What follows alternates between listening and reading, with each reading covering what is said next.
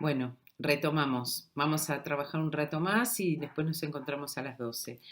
A ver, planteado este asunto eh, que nos hace llegar Jacques Rancière, lo que nosotros estamos formulando allí es la imposibilidad de pensar la educación desde un lugar de relación de desigualdad. Es decir, el punto de partida asume la igualdad radical entre quien enseña y quien aprende.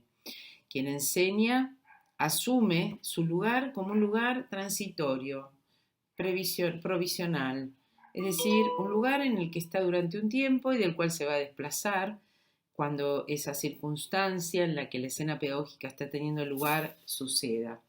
Simón Rodríguez, un hombre que fue, digamos, un visionario de su tiempo, pero también un revolucionario, un hombre que proclamaba la libertad de América Latina, pero que al mismo tiempo nutría sus ideas de las lecturas de los franceses, ¿no? País donde él también estuvo largo tiempo. Eh, yo les propongo que en tiempos de pandemia y si tuvieran posibilidades de acceder de una u otra forma a Netflix, no dejen de ver la serie Simón Bolívar.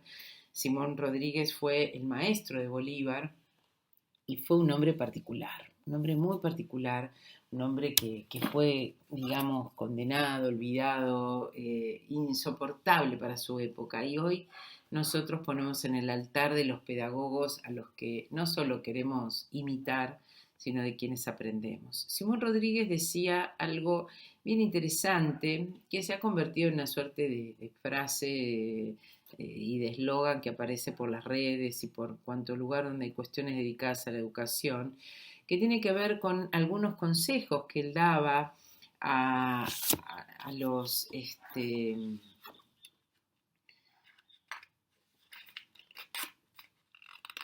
a los que se dedicaban a enseñar. Sonrío pensando en cómo por un momento me vino la imagen de qué pasaría si tuviéramos a Simón Rodríguez ahora, ¿no? Discutiendo con nosotros.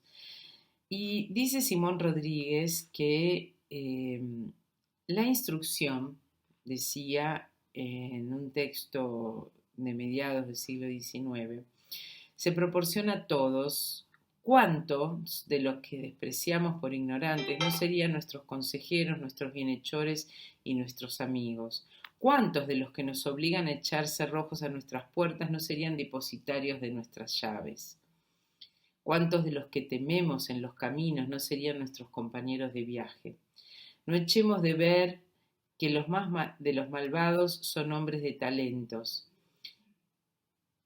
ignorantes, que los que más de los que nos mueven risas en sus despropósitos serían mejores maestros que muchos de los que ocupan las cátedras, que los que más de las mujeres que excluimos de nuestras reuniones por su mala conducta las honrarían con su asistencia.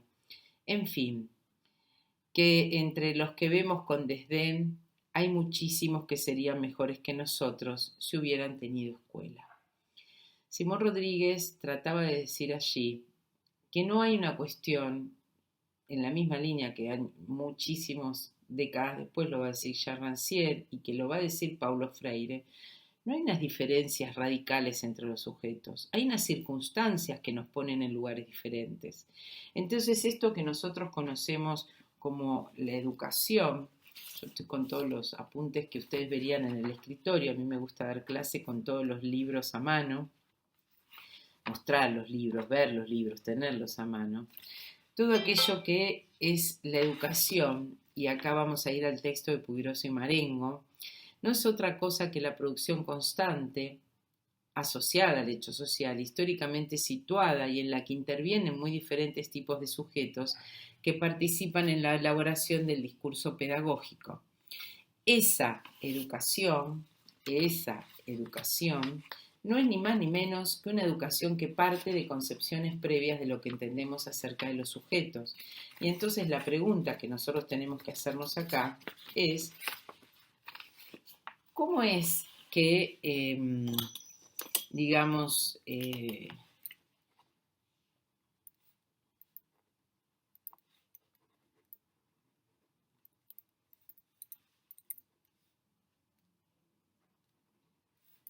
cómo es que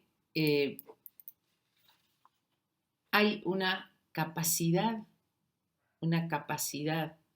de la escena pública actual, la escena capitalista, de sistemáticamente decir quiénes se quedan afuera, quiénes son los que son dignos de una intensidad y una densidad y una intencionalidad del orden clasificatorio de los otros.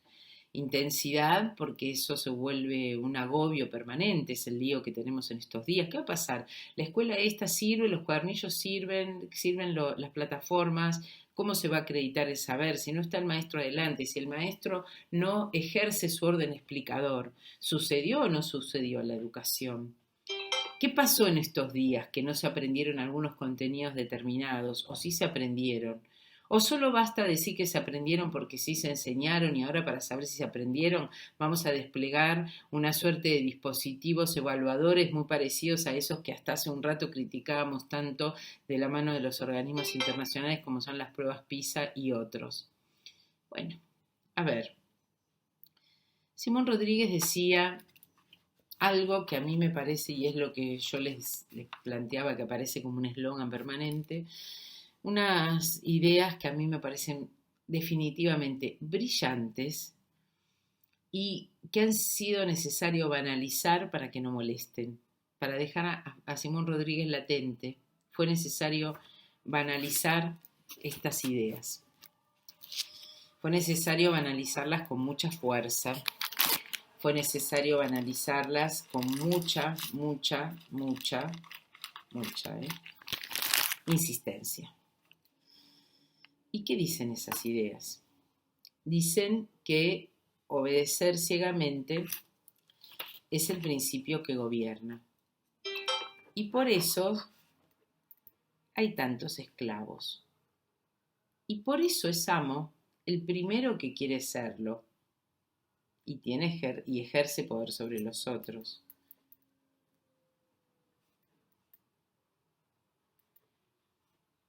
Dice Simón Rodríguez, enseñen a los niños a ser preguntones,